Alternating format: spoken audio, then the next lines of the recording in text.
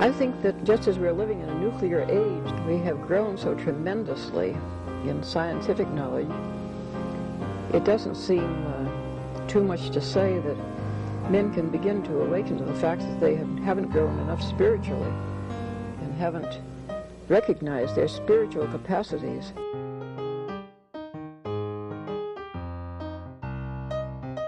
Once something like eating is death, then you've struck at the very heart of life.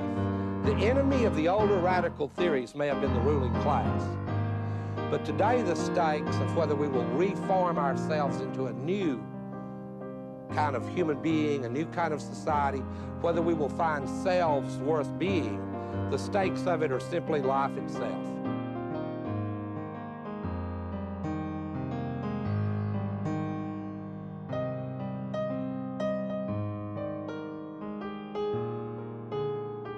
Modernity has created promises that it has no ability to keep. What this means is that we're a society of disembedded individuals, stuck in the impossible situation of being alone together. And what was understood as emancipation has proved to be a form of isolation. It is important to understand that what I am telling you is not simply a cultural history. It's a description of the story that shapes every single person that you know. This is why there is a rise in mental illness. It's absolutely concurrent with the disembedding of the individual, because individuals can't constitute themselves by the very nature of the case. Subjectivity cannot sustain its own weight. We need others to tell us. But we've been given an ethical mandate by the Enlightenment that tells us that that's immoral, that nobody should constrain us. Well, your background has slightly improved here with that picture. I think so. Mm-hmm. Now, when the light goes down, do you have any sort of light that can illuminate you so that you don't become deep state Cuba? How's that? I don't know. Look, get in the picture and I'll tell you. Yeah, right now it seems okay. Yeah. Uh-huh. This is the counterpart to Darnie. Hi, Zabib. This is Zabib. Speak your truth. Can you explain what's on Zabib's collar there? Oh, it's like a hemza. It's like an old kind of pagan, like it's like the hand. Mm-hmm. You know, that hand that's supposed to like ward off the evil eye or something. Oh, she needs it. And Zabib is Arabic for raisins. Oh, her brain's just a little bit bigger than a raisin. Oh, I saw her ears go back. She didn't like that. She's actually pretty smart, above average intelligence. Yeah, that's been my experience. She can tell we're talking about her. Oh yeah, and she knows her name. Oh yeah. The other cat does not. Right, yeah, the other cat maybe has a smaller brain because she just leaves immediately. A smaller brain and a bigger belly. Right?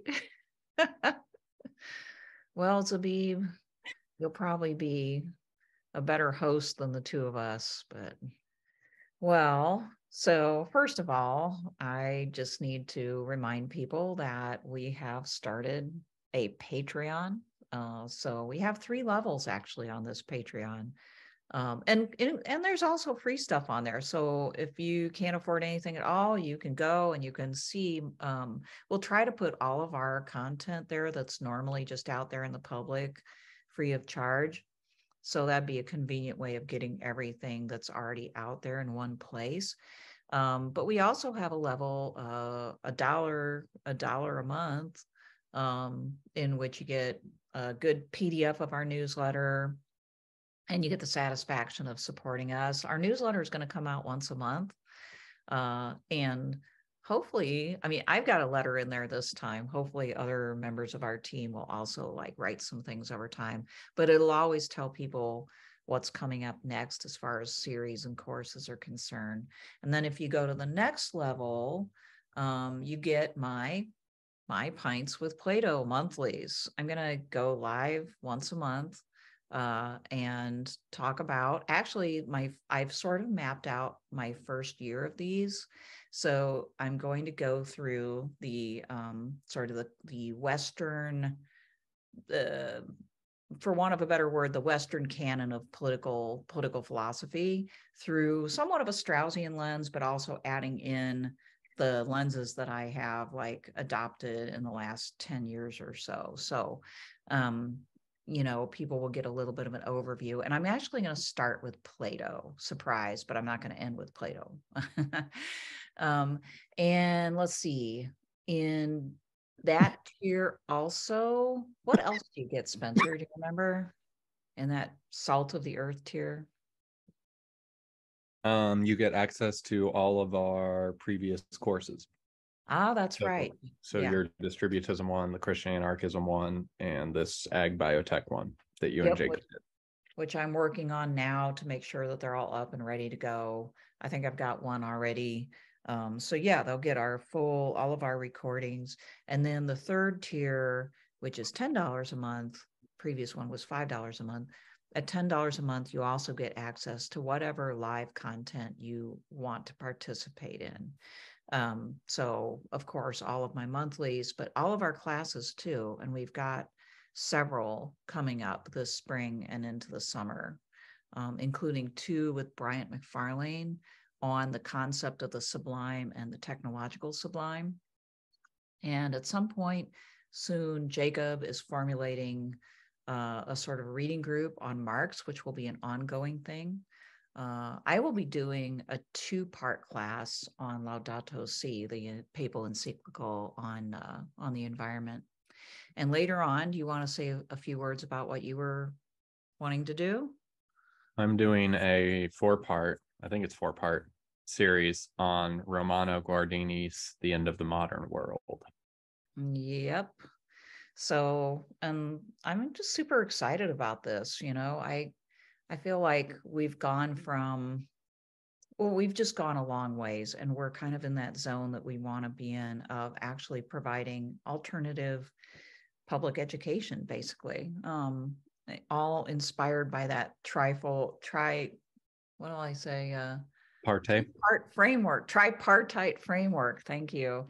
Of cult, culture, and cultivation. So, our classes are going to cover cult, which is, religion, theology, culture, straight up philosophy, economics, politics, and cultivation. We have an aspiration to start supplying more information about agriculture, which was partly what we did with the ag biotech course that Jacob and I did. So anyway, sign up for our newsletter, which is free. That will be in the show notes below. So you'll be able to click the link and sign up for that and get on our mailing list.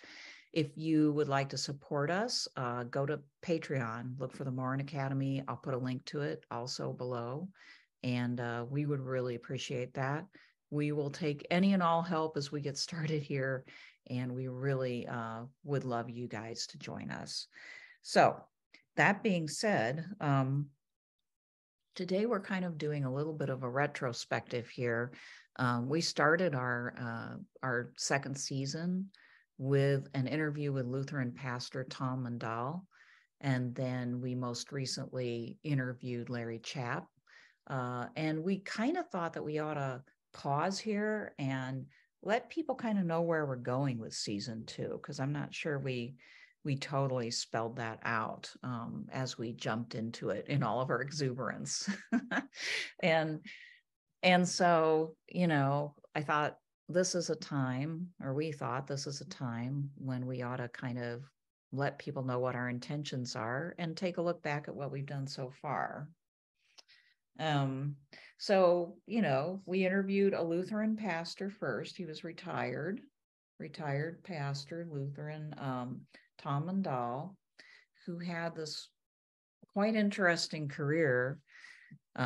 He told a lot of stories about just working, in the various places that he was stationed, including a college post, to try to bring more community, more awareness of people and loving people across various divisions that we have, economic, racial, and otherwise, and also awareness of environmental harm and the care that we owe the earth.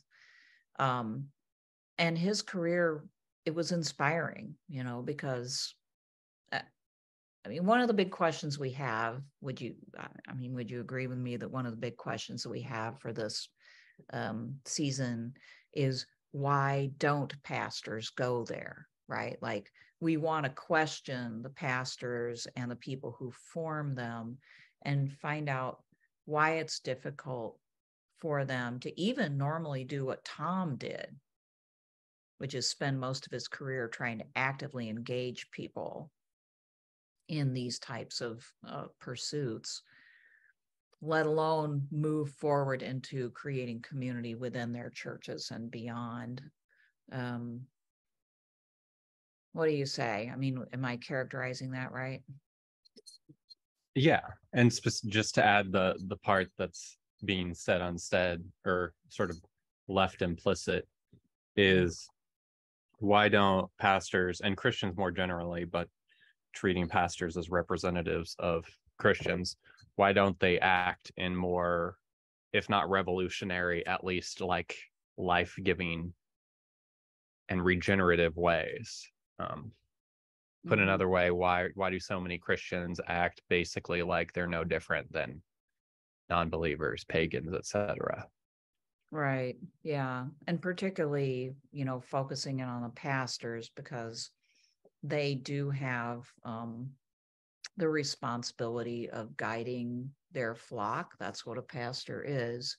And so you can find out a lot about, or you can answer the question, why is it so hard for Christians to do this? Maybe in a little bit more focused way, by asking, why is it so hard for pastors to go there, right? And Mundahl is a pastor who tried to go there throughout his career. And the way that he did it, I mean, he specifically said, he would go into a community and he would try to find like-minded people, and he would network with them and coordinate with them and try to bring them on board to do something, whether it was the small Catholic worker project that he did during campus ministry, where he actually, got students involved in welcoming people into this group residential setting who needed a home, or whether it was in a town, that was struggling with, I think it was Somalian immigrants, wasn't it? Like trying to figure out how to integrate these immigrants. And he found a way through developing, community in the farmers market, and encouraging people to participate in that.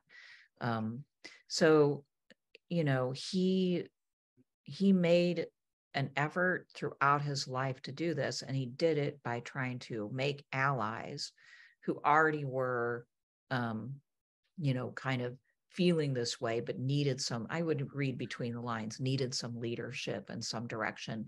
And he provided that. And he had the energy to be like constantly networking and trying to work these solutions out. So, I mean, he's a fairly good representative of a pastor who tried his best in the current environment to go there, given the liberal structure that we live in. Mm-hmm. Right. And it's entirely possible it's a character defect on my part, but I've been driven to want to do more than just what we can do in this current liberal late capitalist framework. Mm-hmm. But the older I get, the more I'm like, well, maybe that is the best we can do. I think that we have to look at this, this is partly coming from Schindler's book, which we'll talk about later, but you have to come at these questions, I think, understanding the ideal and looking at the reality in light of the ideal. And so, to say that the activity of a pastor like Mundahl it doesn't quite hit the ideal, right? Because he was not able to create full communities that are thriving and ongoing and Christian in nature. It doesn't mean failure, it means partial success, right? Like, but also by keeping in your mind the ideal, you're not wrong. I think this is what DC Schindler would say anyway. You're not wrong, because if you don't have that ideal in your head and you don't find those types of activities somewhat wanting, then you are in despair, basically. You know, you've lost your focus. And I think, I mean, I know Tom was aware that this was the best that he could do under the circumstances that he was given, and he did his best. And yet we don't have churches that just fully make communities and thrive and take care of each other. It's a huge uphill battle, as his story shows. So your experience is, you know, likewise. I don't find fault with your attitude at all about this. But I think that, yeah, if you don't have that ideal in mind, then you might as well give up. I think that Tom has that ideal, but he understood what he could do and he did it. Mm-hmm. Which, I mean, there's a reason that prudence is historically considered the first cardinal virtue. If you lose that ability to discern when is the right thing to do, whatever, your other, I mean, this is where I've gotten myself in trouble, that your other nobler impulses, if you haven't discerned that your Larry Chapp used the image of like lighting a match, but if everything's wet, it's not going to take. Right. It's discerning when you can light a match. And right. It may be that Mundahl is a total genius when it comes to that. Well, he's definitely better than most, better than probably either one of us at kind of looking around and seeing what's possible and doing what he can, without agonizing too much about what he can't, right? Which is an element of faith, I think, to basically let things go when you've done the best you can. But speaking of Chapp, I mean, that interview of Larry Chapp really informed the previous interview for me. It helped deepen the insights from the previous interview, because Chapp and us, we spent a lot of time on the role of the clergy in leading, right? And in the case of the Catholic Church, which was what we mainly focused on there, the hierarchy in leading. But you could say the same thing of a Protestant church. All Protestant churches have leadership too. Now they're even less focused, I guess I would argue, than the Catholic Church, but there's a general problem that I've seen. I studied this a long time ago. You can see these statements at the highest level of like the Lutheran Church, the Presbyterian Church, the Methodist Church, as well as the Catholic Church and so on. And much of it you could agree with and say, gosh, if we followed this, the world would be a better place. And yet none of it gets down and not even is heard in the pews, let alone like, is there any leadership at the local level to enact these things past a sort of, I guess I would say, like there are charitable efforts. That's what churches do, is charitable efforts, food pantries and things like this. But beyond that, for the most part, those pronouncements at the higher level go unheeded and unacted upon. So we talked a lot about a disconnect. And I mean, frankly, like I became a Catholic partly out of the hope that it would have a stronger leadership, that the Catholic Church would have a stronger leadership. And I still have hope of that. You do more than I do. Yeah, well, there's a lot there to work with, and it's to think that we could have these. I know in the interview I mentioned John Paul II, Benedict, and Francis. They're very different in some regards, but they're all very similar in their core values, believe it or not, people, as well as in their intelligence. You know, these are highly intelligent, thoughtful, well-schooled, well-accomplished men, and they have a lot to say that people should hear, and it goes unheard because it's literally not being translated to people at the local level through their priests. Sure. And from what I've observed, to the extent it is heated, it's everybody, if they are listening at all, and most people aren't, if they are listening at all, they're listening for what they want to hear and reaffirms their partial personal interests. Right. Whether that's, I'm hearing that the magisterium is reaffirming, theology of the body, sexual ethics, and therefore we should be Republicans. It's crude to put it that way, but that's where these things go. Or vice versa, that Pope Francis says we should care about the environment, so therefore, I don't know what, but vote for Democrats, more or less, is where this stuff goes. Right. And or at least I don't think like all the bad people who don't see how important my personal issue is.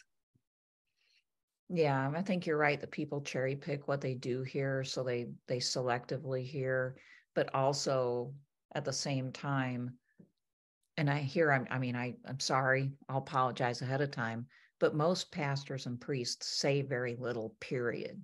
Right. In my experience, and I've been a Catholic, and before, for about 20 years now, I was a Lutheran before that, I was a Presbyterian before that, I was a Methodist before that.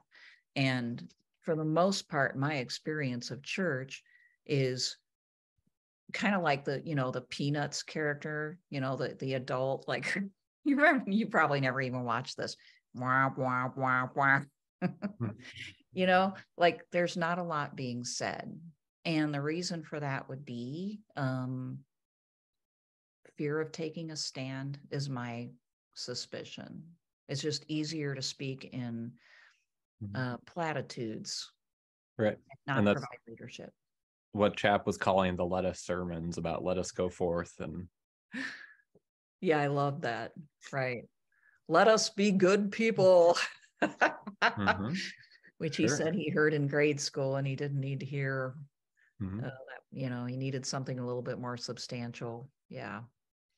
And there's a number of ways you can look at that, but I think one of them is it's one more symptom of how most of us are still living in like the post-political age or whatever. We want to believe that church is just about spiritual things and it's totally cut off from politics. And therefore it suffices to just remind us that we should be good people. Right, because church's sequestered job is to save our souls. Right, and the economist's job is to manage inflation, right, and GDP. And the politician's job is to mostly do whatever the economists tell us and fight culture wars.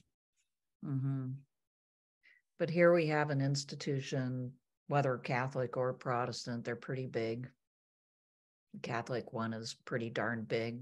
It's international, huge amount of assets, both intellectual and spiritual, as well as physical. And they could be, like literally could be, a source of massive change through organization and action. And, this is not the case. And I think you're right, that the excuse is we're doing our job. We're like providing people this spiritual need, right? We're answering that call. And this other stuff, economics, politics, it's somebody else's job. Now, unless, of course, you're talking about the bugaboo issues that you've already mentioned, right? That The faith and morals. Yeah, right. Where they want to get involved politically by being basically an interest group, some sort of like political interest group, a PAC. I mean, this is what churches act like, is political action committees. And this is not, that doesn't make them any different than a lot of other organizations. So like, I don't know. Yeah, go ahead. And then the question is, should they? Are they right to be acting that way? And are we wrong to be upset that they're merely acting that way?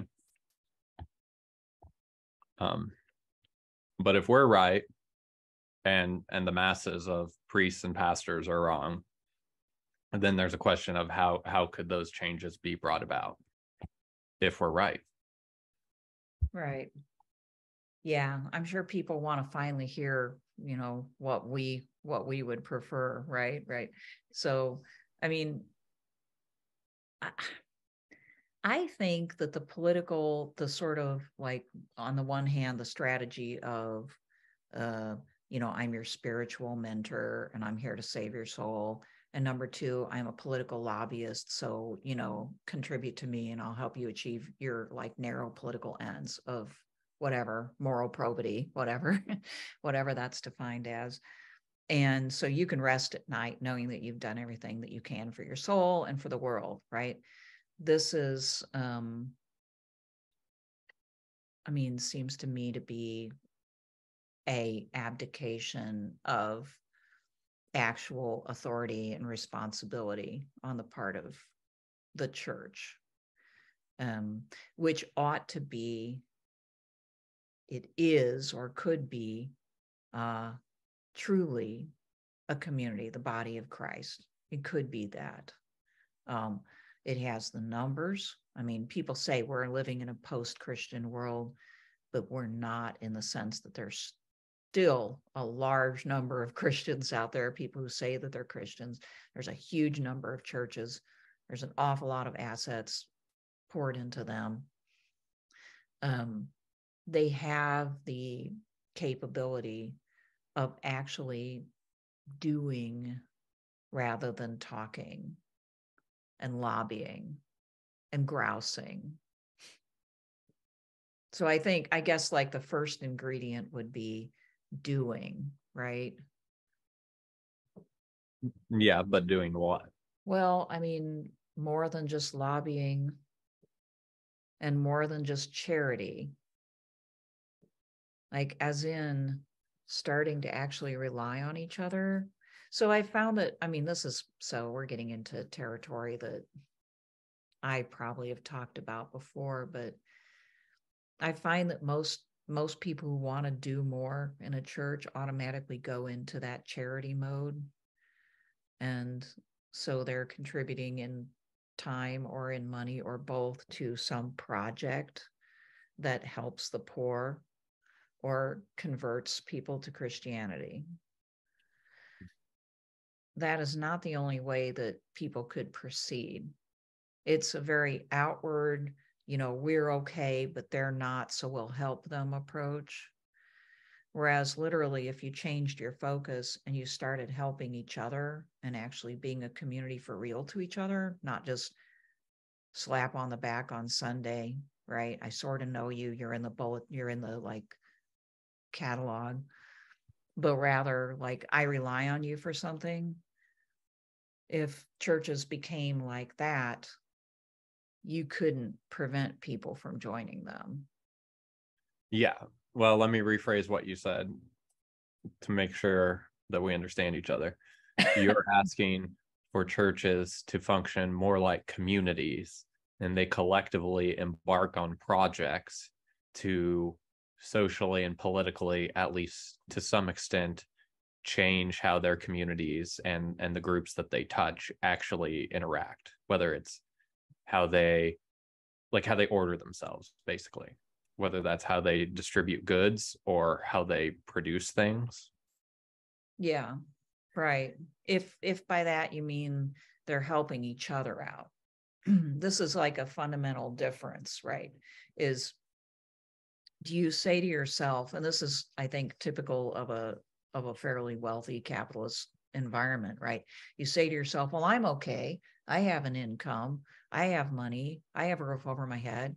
So I should, focus my money and my efforts to the extent I do on this project over here, which provides meals to homeless people 1 day a week or 5 days a week, or, a shelter or something like that, which is good. But it is not the same as like actually building a community out of your church. So, the same group of people, if they simply created a model where they cooperated with each other and helped each other out and started doing things for each other and welcomed whoever wanted to come into that to do so, it'd be a completely different beast. But you'd have to welcome in people that you felt were beneath your socioeconomic status. Does that make sense? Yeah, and you'd have to find a more personal way to relate to these people. Yeah, right. You'd actually have to get to know them. You'd have to develop trust. You'd have to deal with people that aren't trustworthy on both ends of that.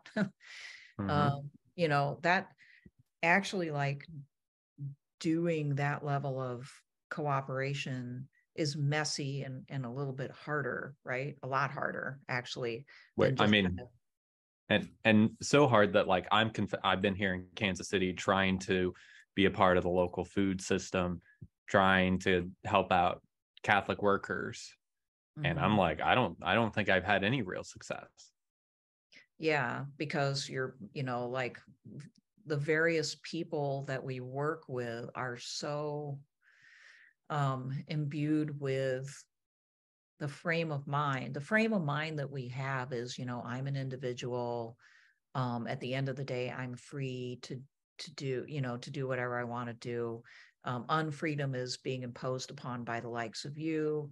And, any relationships I have are contractual and totally free, and I should be able to step outside them whenever I want to.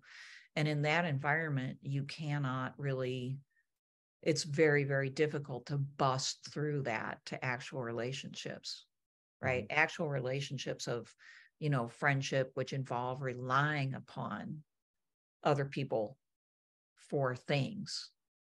So I don't know if you want to get into this, but we had a conversation recently about reciprocity. And I think we both agree at this point that this is like part of the magic juice that people don't want to like deal with, is that, friendship and relationships have to do with an expectation of reciprocity, right? That if I help you out, you try to help me out. We may not be equal, but we should expect that as we develop a relationship, that to the extent you can be, you'll be there for me and I will be there for you. But people don't want to do that because it impinges upon their absolute freedom and autonomy to like maneuver and do whatever they want. Right. And we don't want what they call, like, in the communal circles, relationality. We don't want this interpersonal dance. We might say we do, but I'm surrounded by a lot of people in Kansas City that say they want that. But when it comes down to it, they don't really. Right. Yeah.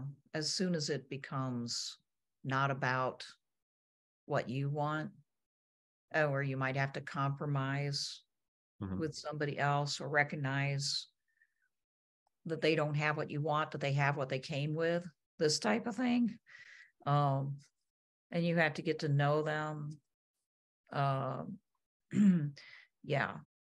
People are trained in our society to think that freedom equals absolute autonomy and the ability to walk away and not deal with whatever it is that they find unpleasant. And there's no like cost. This is the other thing. In like situations such as you're referencing, there's very little to no real cost in walking away, because we've built a whole system around, being able to walk away from whatever temporary commitments you have. Yeah. Although I found a number of instances where actually it has cost them to walk away and they'll still do it. Yeah, because their freedom is more important. Yeah, their freedom and or whatever control they've gotten over the niche little enterprise. Mm-hmm. That control is more important than the institution actually functioning well, which there's a founder syndrome is what it's called. Ah, yeah. And usually it's used to describe like small institutions, businesses, nonprofits. But I've encountered it in these small communities too. Yeah, I mean, well, we know that the power drive is like a big part of the human makeup. And so I think what you see in situations like that is people who enjoy the power in an organization, and they tie that power up with. I still think it's about freedom. Like now I have this power, even if it's over some small like organization, and I'm exercising my autonomy and my right to be like free from interference. And now people come along and they say, oh, we want to share that or do things a little differently, and now you've threatened my freedom that I've built up by the accretion of power, whether it's like power due to maybe having been there a long time, or power due to financial weight, right? Like some people have a lot more money than others in some organizations, and therefore they have they feel like they should have that level of autonomy. So freedom and power in our way of thinking, I think, go together. And Sure. that feeling is people want it, and they don't want to feel imposed upon or directed. Well, and it occurs to me this is one more explanation of why pastors don't go there. It's because they would be jeopardizing their place towards the top of this little hierarchy. Mm-hmm. Yeah, where they have some titular power and freedom to maneuver. Although, I mean, the truth is, it's kind of a weird, tragic situation from what I can tell, that autonomy is coupled with a radical lack of autonomy. Like it's a deal with whatever we want to call it, right? Where basically, in order to have this position, I'm not going to be able to say what I want to say or do what I might want to do. Sure. Yeah. Yeah. And to put it bluntly, part of the ticket of succeeding in the racket is taking a vow of silence. Right. Or doing what Tom did, which is looking for people who already agree with him and building his flock on that basis. Right. But right. if you can't or don't want to do that, then you're going to have to remain silent, or you're going to do like Brian Zahnd did and lose 50% of your church and just take a heart attack, hair raising, like leap into the unknown. Like, could he even survive this? Very few people are willing to do that. If people haven't heard of Brian Zahnd or his story, I'll try to remember to put a link to his website in the notes. But those are kind of like the two options, other than zip your lip and just kind of tell people what you think they can tolerate, or is infinitely interpretable. And then ride the crest of that wave, and have your career and feel like you've done some good, but at a price that's got to be pretty high. I think we're speaking. I mean, I know there are a lot of pastors out there that have heartburn about this, because I've heard from some of them. Sure. And some of them, we're not talking about they feel like we're called to rebuild Christendom or have some sort of anarcho-communist Christian future.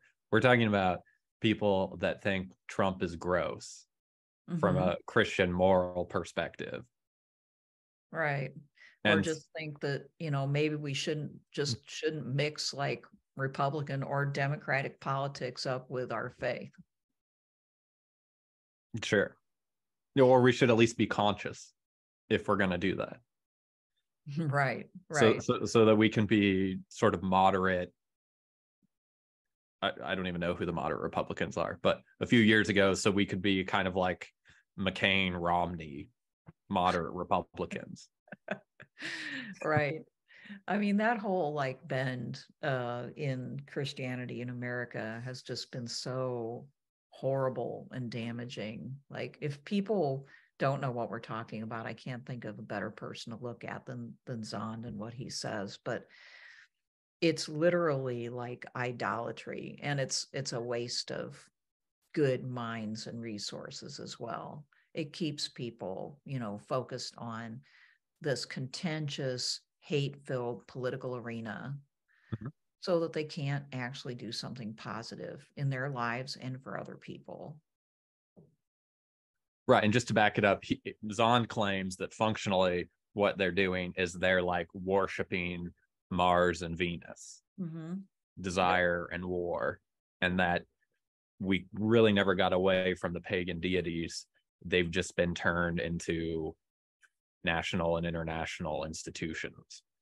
Right. And don't forget Mammon, right? Right. So Pluto. like, yeah, right. All these gods, that are literally replacing the golden calf. People are still doing this and without realizing it. And so people who push back against that are literally, out in the wilderness somewhere. And it takes an extraordinary person to go as far as he's gone and take those risks. And my hat is, if I had a hat, it would be taken off to him. It's an incredible amount of courage. But most people don't have it. And I will say there's one difference between a Brian Zahnd and, say, even a Tom Mundahl or any other like Protestant pastor who is denominational. Zahnd is a non-denominational evangelical Christian. So he like started his church, and he could define his church however he liked and take his risks. But a Presbyterian or a Lutheran or a Methodist or some, denomination like that, Baptist, they hire their pastors. So, like literally those pastors are hired by the congregation in most cases, and they serve at their pleasure, like a job. It's a job, and not like a small business.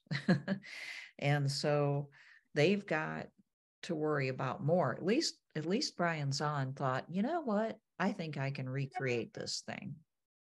I think I can do what I want, and I'm willing to take the risk. And he's also so eloquent and learned, like, yeah.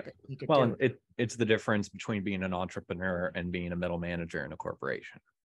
So right. I think analogously what you're talking about. That's exactly right. So it would be wrong to kind of like hold him up as an example to these other folks, because they're in a different situation, and many of them have, families, kids, and they're in the middle of their career, and they may think, oh, what am I doing? What am I saying? But now, like, what do I do? Do I say what I think is true now? Do I try to start like Tom did, this, Catholic worker experiment to see if it works? I'll probably get fired. That's the truth of the matter. And then if you get fired, well, you can't, you're not leading a church anymore. So it's a real dilemma. I think, this is one reason I became a Catholic, is because at least with the Catholic Church, the priests are not hired and fired by the congregation. That's a loser. That's a loser strategy. I'm sorry. That's probably strong, but like, that's like like saying that, you know, your religion is up to democratic vote. It doesn't make sense. And it's not a mistake that most of these denominations have tended over time in that direction. Yeah, right. It's whatever we want to hear, you know. That's what happens inevitably when you hire and fire. But they'll say it's wherever God's leading us. Yeah, right. Leading who? So, you know, I mean, all these churches, including Catholics, have this problem of being like overly sensitive to what people want to hear and not wanting to offend them. But I do think the Catholic Church has less of an excuse because its priests are not employees of parishes serving at the beck and call of the parishioners. They're not. Sure. And I would go farther. They're making the claim that they have the fullness of grace. They've maintained apostolic succession. They're still guarding the deposit of faith. Right. You know, the argument could be made, yes, that a lot of these Protestants are more fallible, but they have way more of an excuse to be so fallible. Right. Whereas the Catholic priests have like this rather huge, substantial institution and tradition to fall back upon and get guidance. And, you know, the as Chapp pointed out, there's not enough of them. He placed a lot of emphasis on that, you know, a big part of the problem is how can they be well formed and how can they be like informed. He was saying they weren't even informed of the church teachings to a large extent, because how could they be when there's so few of them that they're busy just like making sure the parking lot get paved. I'm not sure what I think of that argument. I don't know. What did you think of that? I mean, I would like to think that most priests have a decent theological formation. But I mean, as soon as you're responsible for, you know, a little, whether it's whatever you call these parishes, institutions, there are certain material considerations that I'm sure take on inordinate weight in your mind, you know, like where I tend to go to the cathedral here in KCMO, and they've just had a big push. They're demolishing a building and they need like over 14 million to build a new cultural center. That's a big call, you know, and I'm sure that a lot of like personal work has to go into trying to get that amount of money collected. But I don't know. I doubt whether the problem is full. I would agree with him that we need more. I would even be willing to entertain, as he did, maybe we need to, you know, allow for married priests so that we would have more priests.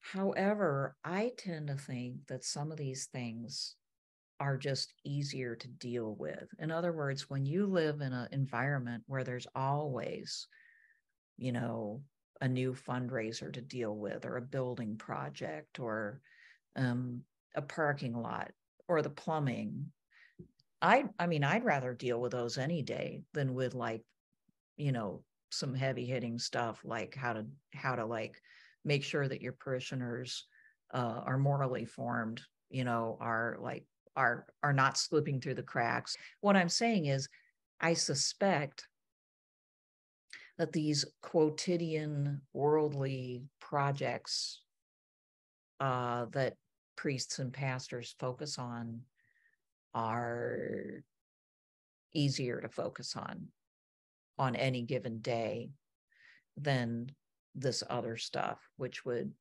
be a lot harder. Sure. And I would argue to a degree that probably depends on the person. Like, you know, I will go split logs in the cold for 4 hours before I work on my taxes. Some people would be the total opposite. You know? And I'm sure if you're a pastor, there's some people that prefer to do the more material stuff. I'm sure some of them are like a mixture of like genuinely pious and or nerds. And especially like in Protestants, you tend to get like longer sermons, more elaborate. So I could see how you could spend hours and hours every week like weaving together all of this like exegesis so you can make this home run sermon. And then the wider question of, how do we concretely work for social justice in our community? I think we both would agree there's the other suspicion that they don't go beyond these things because so many people would be so pissed. Like what does Zahn get called? Zahn gets called a new age, he's a new age. I don't know how you can arrive at this. He's actually trying to return evangelicals to orthodoxy is what he's trying to do. That's exactly his project, right? I mean, it seems like a crypto ressourcement. Yeah, it definitely is. I would love to have a conversation with him. Maybe we will at some point about, among other things, the intersection of the way he thinks and his theological trajectory with ressourcement theology, because I think there's a lot of overlap. So we have a problem here. Like, I guess that's, to get us back to the Chapp interview, we spent a lot of time talking about that gap between, the resources that the church had to offer and the actual on the ground commitment. I think you and I kind of dodged the question of we sort of started to skirt around it and get into it a bit of like what we would like to see these folks do. But I don't know if you want to spend a little bit of time trying to tease that out. I mean, you can if you want. I'm content to say I don't need to have all the answers. I would like to see people doing any kind of community organizing towards any end. Beyond just the narrowly defined charitable ones, like that crypto Presbyterian place I was at. They tried to host some farmers markets that, if they went anything like the farmers markets I know of, did not go well for the actual farmers, but I don't know. And then they would like host Zumba classes in a neighborhood that was disadvantaged and immigrant. And then I think they did some like food shelter type stuff, but the whole point is we're the mostly middle-class white people that live up here, and we journey down there to help them out and have some exotic communal relations. Then we're going to come back here. Go back. Yeah. Right. Because this setup, this socioeconomic split, and maybe it can happen over generations. We can work on improving this, but like, don't come after my 401k and don't come after my free Saturdays. Right. I'll do my part, and then I want to walk away. I want to have my autonomy, and I understand that. I mean, it's going further than that is scary, but like I've said a few times, I think it's also probably pretty exciting. I think, to the extent that you've attempted it, and I've sort of been along on that as vicariously, because I cannot live in Kansas City at the moment, and I think it's been both, at times extremely disappointing, but also way more interesting and exciting to try to deal with other people at a deeper and more profound level, and to try to get some cooperation going than it would be if you just gave up on that and got a regular salary job or whatever and just went home at the end of the day and did whatever. I've thought, we only have this one life as far as we know. Should we not try to spend it in an interesting way? And sure. It is kind of an adventure. Although the prudential rebuttal would be, maybe we only have one life. Shouldn't we spend it in a comfortable way?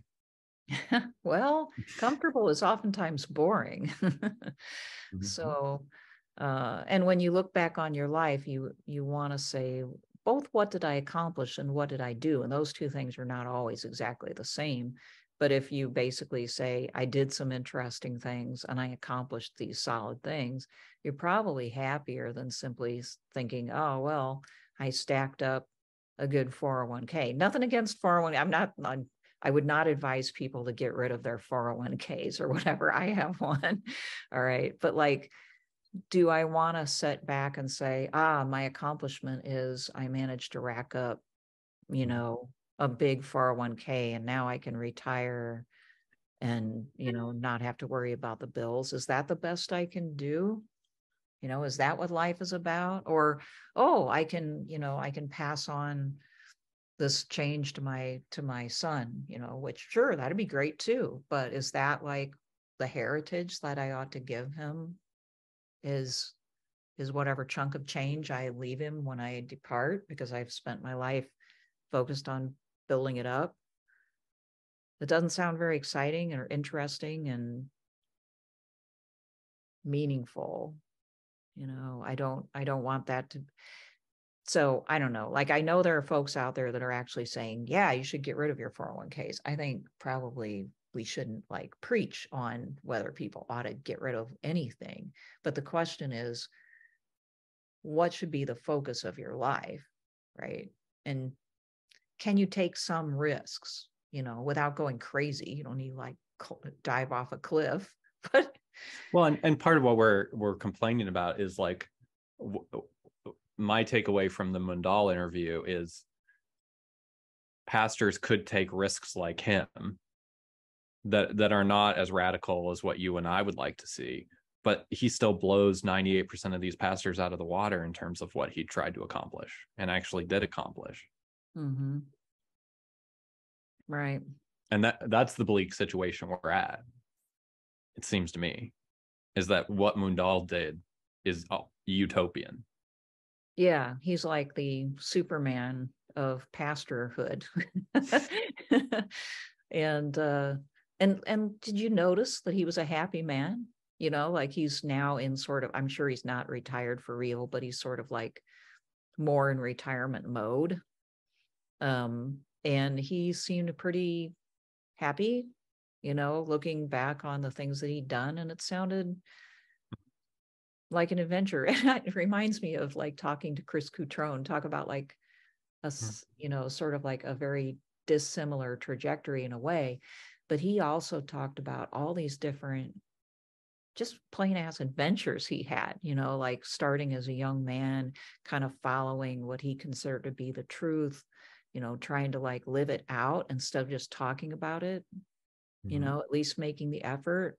And he himself would also say he didn't get that job done exactly because the world is so against it at the current moment, but he did what he could do.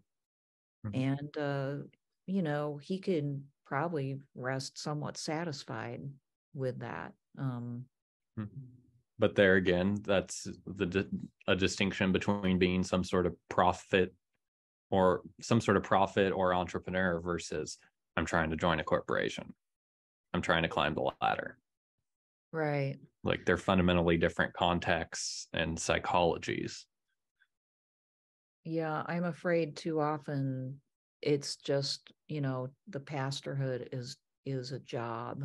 And I don't know, for those who are out there listening to us, I don't think either one of us are saying, go run out, quit your job.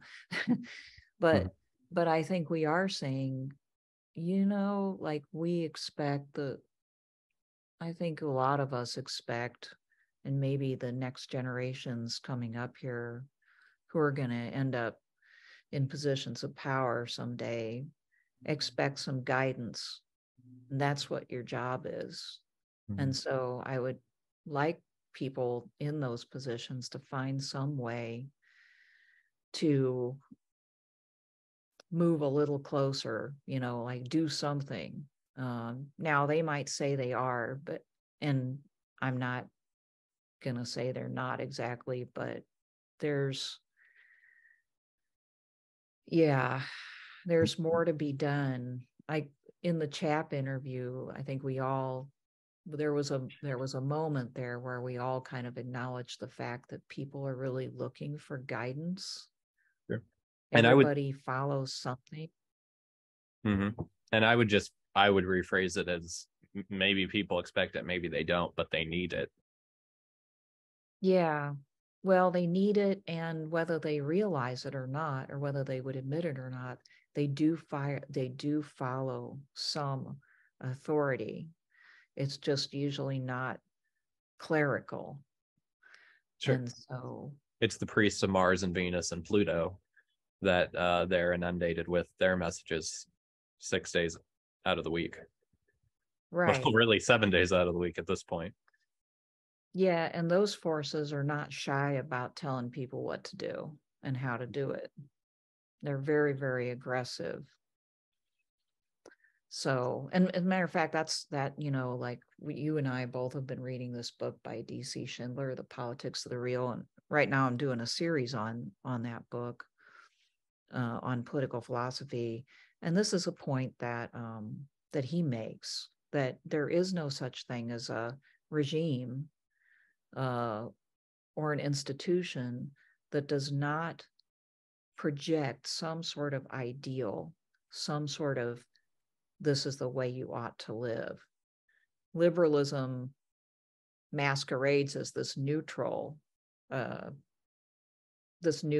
mechanism by which people can, follow their destiny.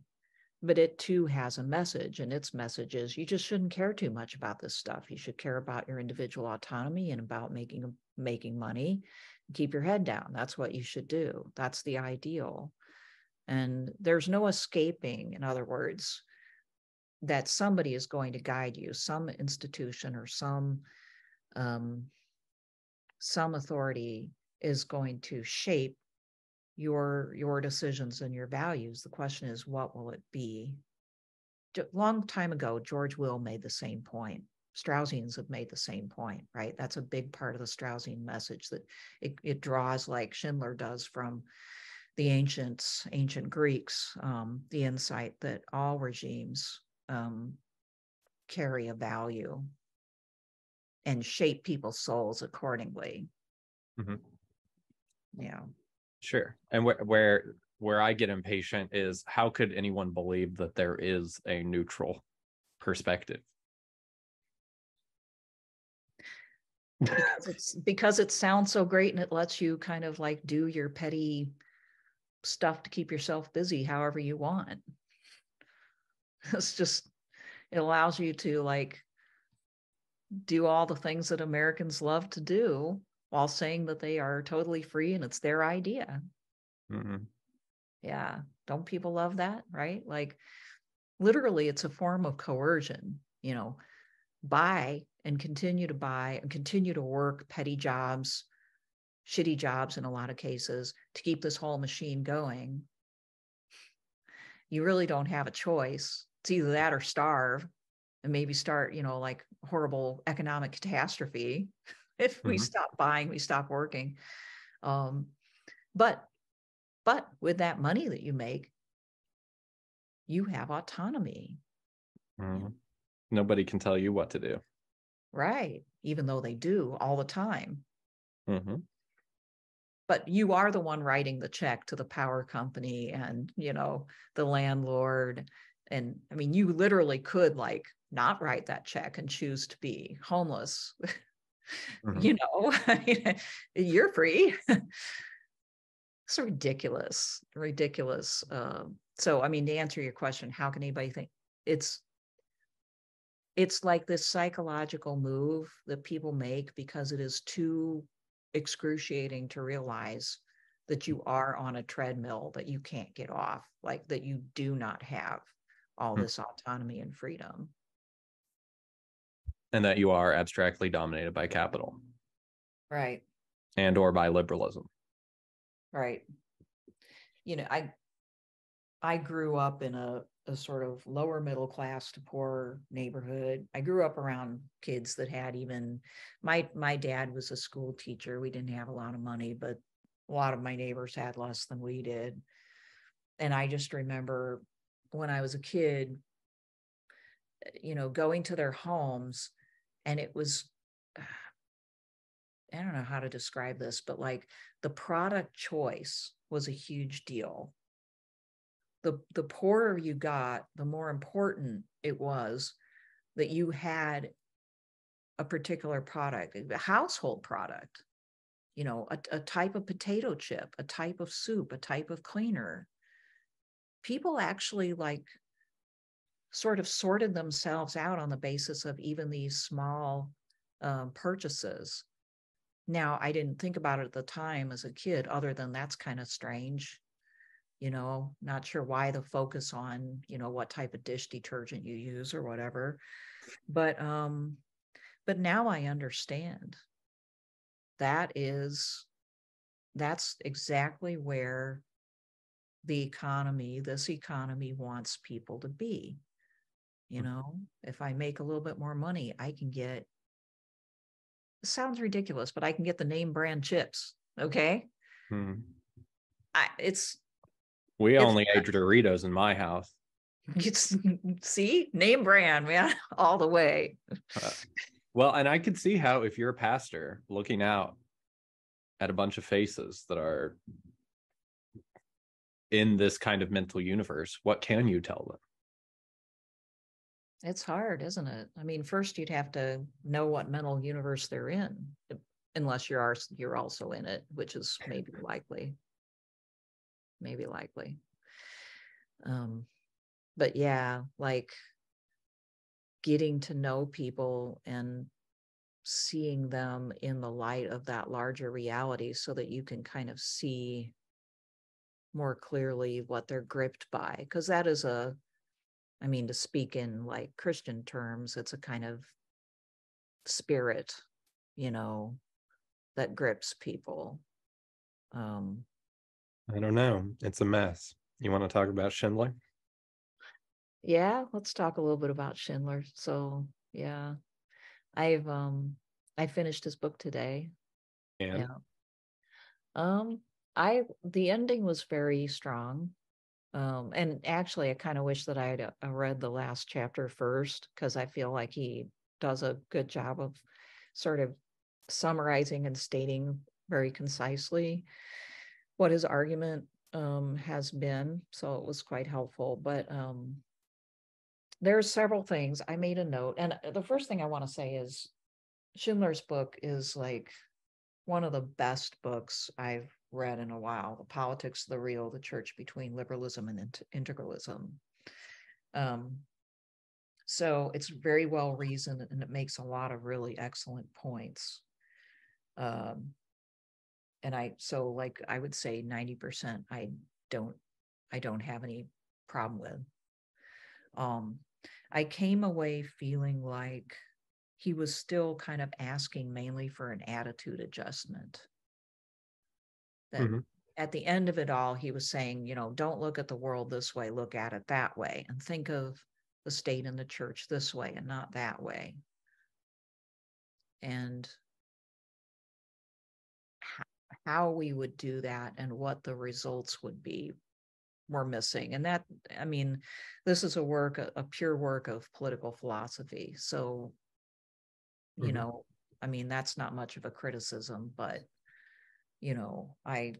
well, and doesn't he, I could go get my book and find the exact quote, but doesn't he say early on that I think the truth is more complicated than what he says, but he says the essence of liberalism is like to be extroverted and active. And that's an upending of the classical Aristotelian understanding that actually contemplation is the highest way to be. Yeah. And so from the beginning, he more or less says, yeah, we're just about thinking about it. And that is the most radically anti-liberal stance you can take, is just to think. Now I read that and I think, but isn't that also kind of, but then later on he critiques liberalism for being all about potentiality instead of actuality, potency instead of act. And maybe to some extent I see that I'm conflating potency with contemplation, and I get that they're two different things, but I don't know, you see, am I missing something?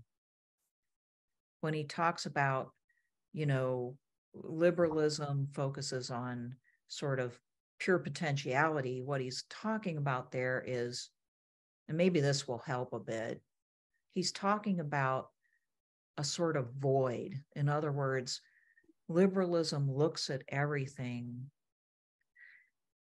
for its potential and not for what it's doing right now and what it is, but rather what can be done with it. And that can be a myriad of things. And then it sort of calculates and prognosticates about its potential value on the basis of this potency, right?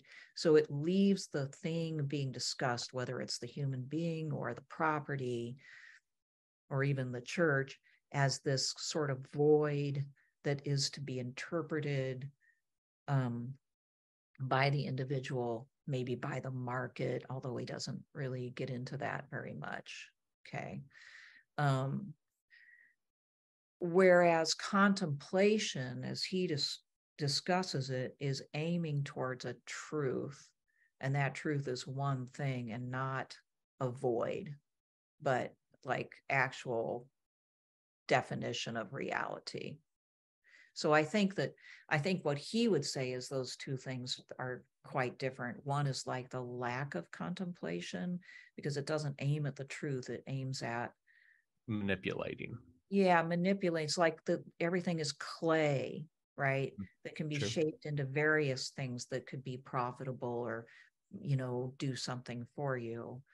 Whereas contemplation rightly done, like, and again, he uses the ancient model, is, you know, using human reason to think through and arrive at a truth that pre-exists it. And that truth defines everything. These things are not pure potential. They are realities with their own properties that are somewhat fixed. And therefore, you can't just manipulate them into whatever you want without doing them a grave injustice. Okay, I think. Sure. We're doing violence. Yeah. Right. Right. And I guess, so then it's like, to rephrase my question, it's almost like if you and I, and what I'm afraid, imprudently want is people to act to change the world in good and life-giving ways, that both this contemplative stance and this liberal pre-manipulative stance are like cousins, because they're both fundamentally not about acting. Yeah, unfortunately, right? Like, because I mean, I think what Schindler is trying to say is, I mean, to be as charitable as possible, because he deserves it. Like, sure, you know, contemplation of that kind should lead to appropriate action, because it should, once you know what the good is and you fully understand the properties of a thing, then you know what to do with it and you would want to do that. So he is thinking the first step has to be genuine contemplation, understanding of reality. Yeah, understanding of reality, and then that would lead to action.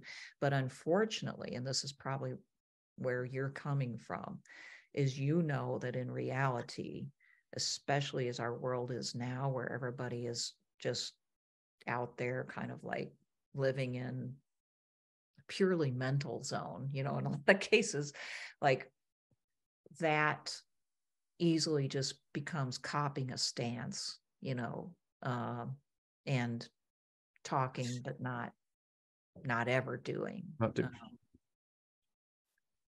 Yeah. Right. And that's why, you know, there are a number of words that, you know, whether it's the word spiritual, or like now that I'm in these Catholic circles, distributism. It's like, when you come across somebody who wants to talk about distributism, it's like, get away from me. You're like a freak. Because even though I'm not like opposed to the idea, but like, it's a quarter-baked theory, and why are we talking about it?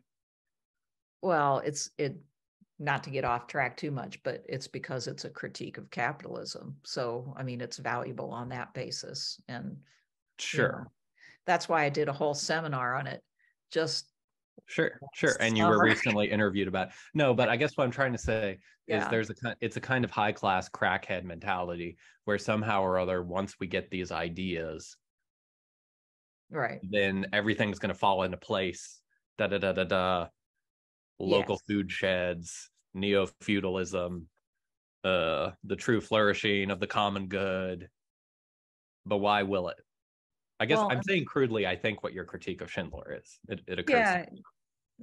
No, I think you're right. Yeah, like the problem is that's still weirdly Enlightenment thinking in a way, which is to say, I mean, to that, there's like a thread that runs from, Plato all the way to the Enlightenment. Those two things are not totally unrelated, right? There's this idea that starting with Plato, that, if we reason rightly, the problem is people don't reason rightly, right? So like if we reason rightly, we will then know what the good is, and then we will have to do it because it will be so compelling, right? That it'll be like discovering the absolute truth. You can't do anything else. And I think that whether it's, yes, I think distributism, I wouldn't be surprised if Schindler didn't entertain distributism. Oh, he definitely does. He mentions it, especially in the footnotes. Okay. Just in here. Right. All right. So, it's got a similar problem, right? And that it has a decent critique of capitalism. Capitalism does all these things. It doesn't actually give most people property. It's destructive. So we should redistribute the property, and that will make sense. And it's yes, in sort of intellectual terms, it makes sense, but it abstracts from all the economic and people realities of the situation. The devil is totally in the details. How can you make that happen? Distributists want to sort of recreate an earlier mode of property ownership and understanding to replace capitalism. But it's dealing with people that have been incredibly formed by capitalism, and nobody's ready for distributism or wants it. You look at land reform and how that works in other countries, it's usually a disaster, and they're less informed by advanced capitalism than Western Europe or the United States. So yeah, and Schindler does the same thing with when he gets into tolerance. This is where this is going to come out on Saturday, a little bit of a critique of this particular line of reasoning, but he writes a chapter in which part of what he does is he wants to reassure people that if we moved into this new understanding of church and state and their relationship to each other, informed by really good reasoning like his own, then we would be able to give more authority to the Catholic Church, or the church could have more authority without that leading to intolerance, because we would have gotten it right this time. Okay. Looking at page 192 here. And he says, it is not the case that the only alternative to this indiscriminate toleration is to deploy the mechanisms of the state to enforce belief through coercion, punishment, and persecution. To think that coercion is the only alternative to tolerance is to take for granted the absolute the fragmentation described above as setting the horizon for all possibilities. The real alternative is to recover the genuine tradition that lies deeper in Western history than this fragmentation, to regraft the branches of our Western civilization back onto that vine without which they cannot be fruitful. So he's making a similar move here, where he's saying, follow my reasoning, and if we all follow my reasoning, which granted, if people could all follow his reasoning, maybe we would be okay. Right. But also we're going to take this idea that that was more whole before capitalism, liberalism and capitalism took it apart. And we're going to be able to regraft it. We're going to be able to like put it back. And I would say that is a unconsciously Enlightenment way of thinking, even though it's anti-liberal or post-liberal, I guess you could say. It's not post-Enlightenment. I don't know. What do you think? Yeah, it's either, and he might say it's like pre-Enlightenment, that this is really about, I don't know, you're implying it's a Platonist thing. You could probably say this is a good Thomistic framework.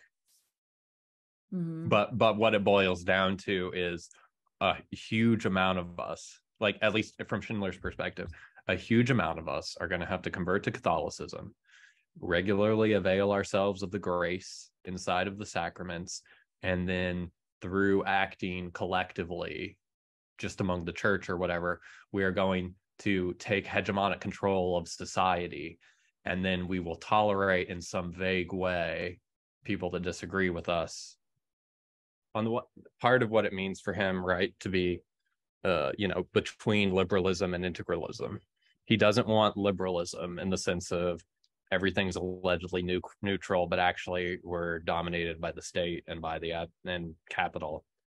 And we think we're free, but we're only free to do what we want in a private sphere. And there's no possibility for the truth of, in his case, like Catholicism, to interpenetrate every sphere of life like it should, right?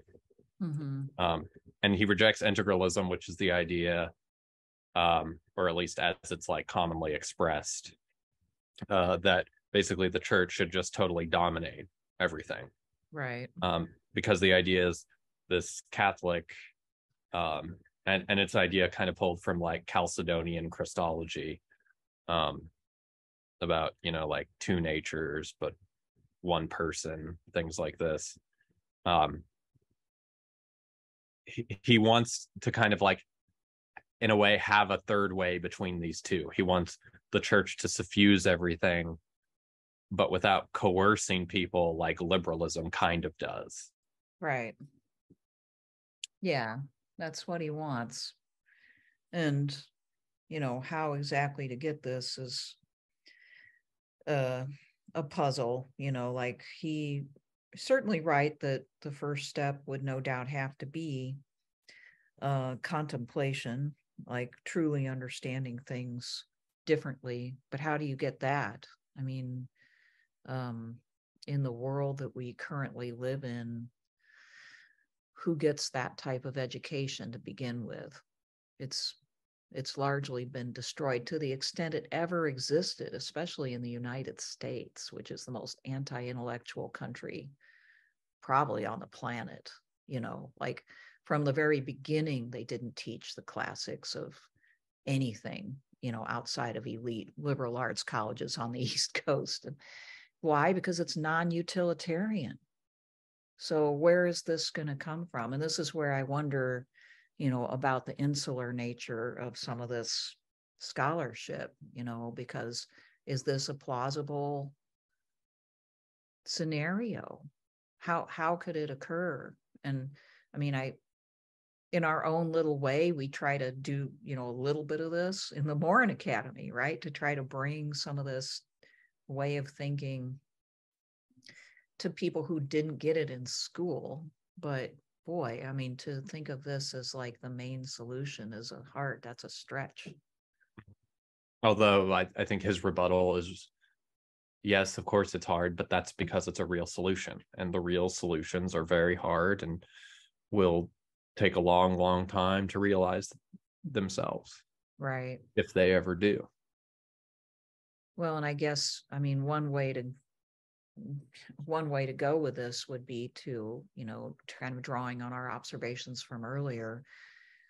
If we had a church, at least in the Catholic Church, and maybe others, that was more like put together itself and that was able to, provide a coherent training that then trickled down to the people below so that they could actually learn how to think, not politically, not about, which way to vote or how good to feel about themselves, but actually start thinking about, as he puts it, the real, right? The value of things and people in the world, what they really represent.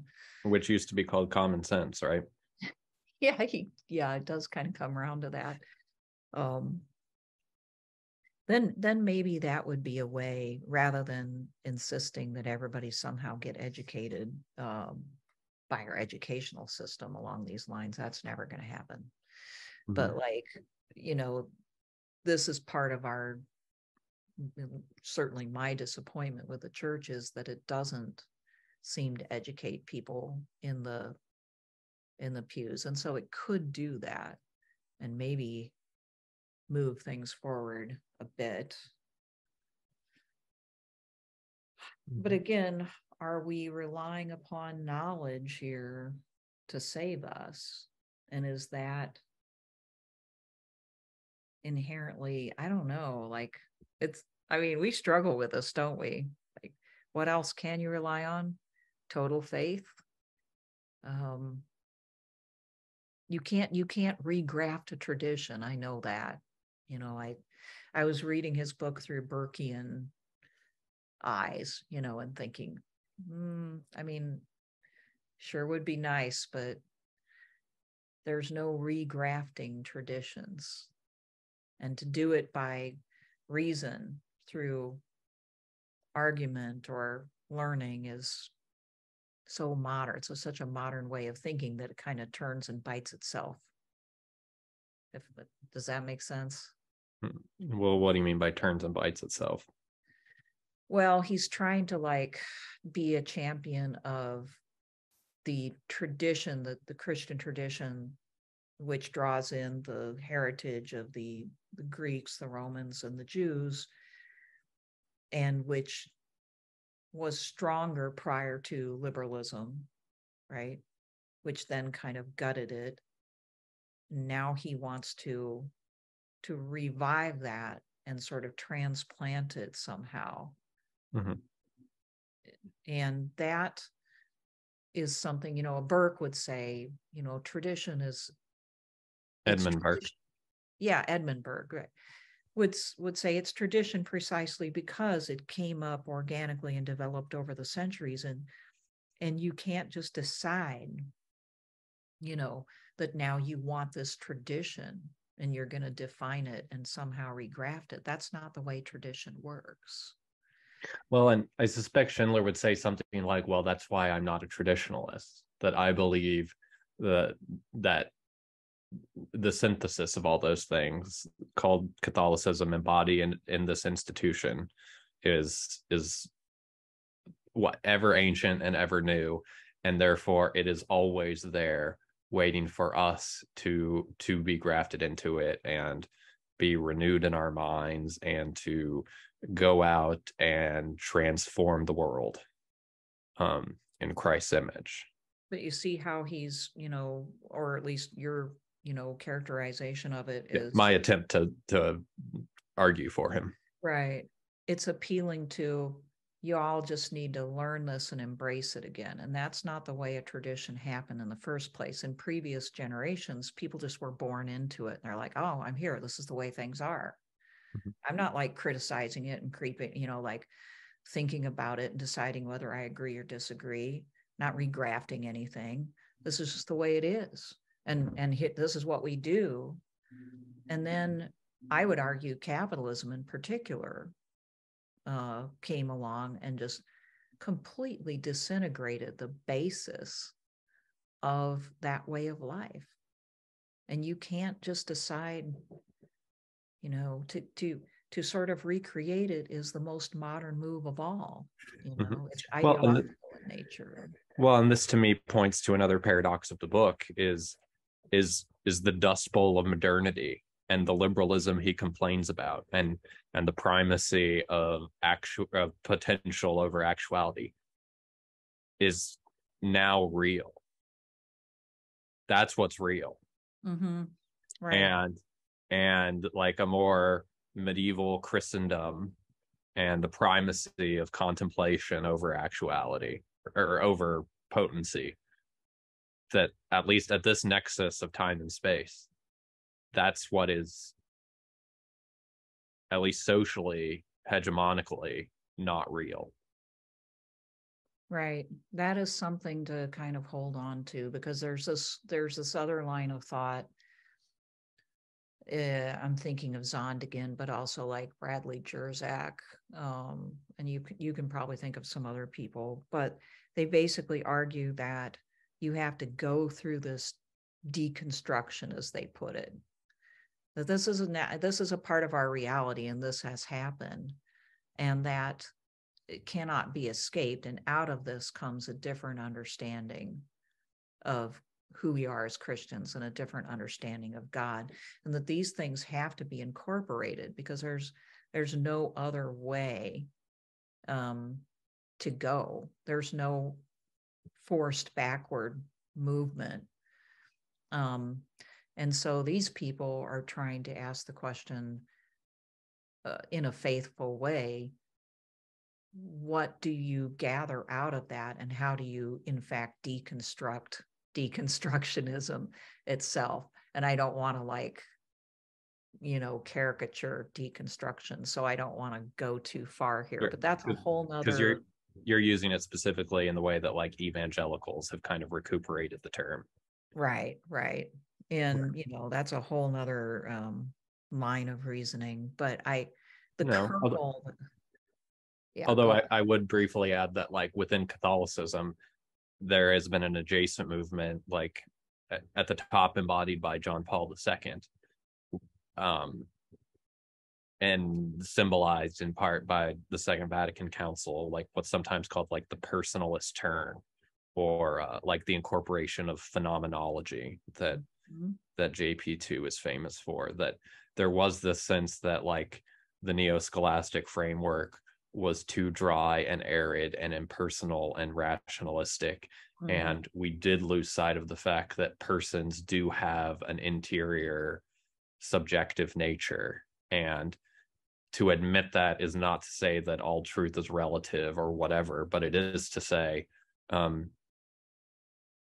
people have an inner life and they have to find some way to relate to objective truth.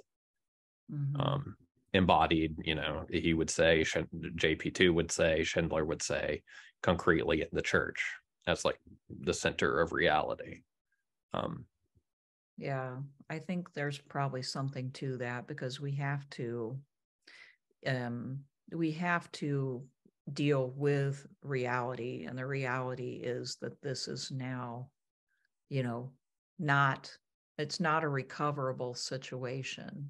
And there never has been a time when you could take a tradition and regraft it. That always turns into ideology. It always turns into a sort of, whether it's intended to or not, it turns into a sort of forced and failed move, whereas if we look at some of these things as certainly not permanent, I think he's right that champions of liberalism want to claim that this is the highest stage of human development. We need go no further. But if we see it as a part of a longer story and something that we're going through now, but that doesn't equal the abandonment of Christianity, but it's calling for a transformation of it. I mean, at least there's some hope if you look at things that way, because I look at this and I'm like, yes, if the world were like this and if people were like this, maybe this would work, but they're not.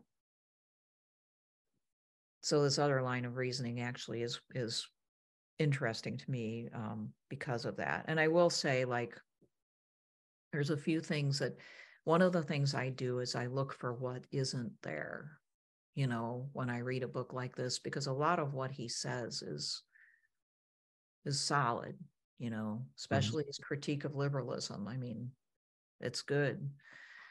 But there's hardly any mention of the historical abuses of the Catholic Church that led to the Protestant Reformation. He talks about, how the Catholic, the Protestant Reformation was, in a way, a rejection of Christianity itself, because it was a rejection of the tradition. And I kind of agree with that. I think there was something to that.